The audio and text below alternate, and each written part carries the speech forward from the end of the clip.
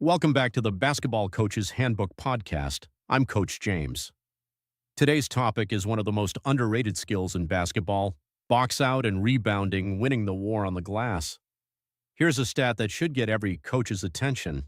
Teams that consistently win the rebounding battle, especially on the offensive glass, tend to win a disproportionate number of close games. Extra possessions matter. A rebound isn't just ending the other team's possession.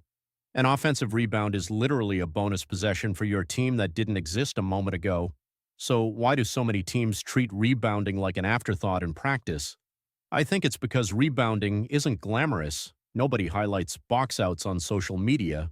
But I promise you, the teams that dominate on the glass are the teams that practiced it on purpose every single day, not just hoped for it to happen. Let's start with the box out itself. The fundamental mistake I see at every level, from youth ball up through high school, is players watching the shot instead of finding a body.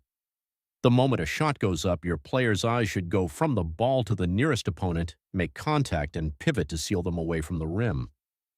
Watching the flight of the ball while your opponent slides right past you for the rebound is the single most common rebounding error in the sport. Teach the reverse pivot. Whichever foot is closer to the basket becomes your pivot foot, and you spin your body to put your back into your opponent's chest, creating width with your arms out to feel where they're trying to go. This isn't about being the tallest player on the floor. Some of the best rebounders in basketball history were undersized players with incredible timing and technique. On the offensive glass, I teach players to anticipate the miss before it happens, especially on long-range shots which tend to produce long rebounds.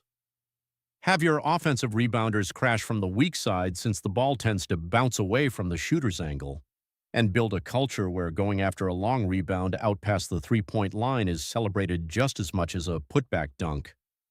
Team rebounding matters too. This isn't just an individual skill, it's a scheme. Decide who's crashing the boards and who's getting back on defense based on shot location and game situation. If you're up big late, maybe you sacrifice some offensive boards to get back in transition defense. If you're down and need stops and extra shots, you crash everyone, drill it relentlessly. War drills, one-on-one box-out reps, live rebounding scrimmages where you only score points for boards, not baskets. Make rebounding a competitive, almost physical badge of honor in your program. I always tell my guys, rebounding is about want-to more than talent. It's the one stat on the floor that's decided almost entirely by effort and technique, not raw athletic gifts. Coach it that way, and you'll out-rebound bigger, more talented teams. Next episode, we're heading outdoors to talk 3-on-3 and half-court basketball. I'm Coach James. Thanks for listening to the Basketball Coach's Handbook podcast.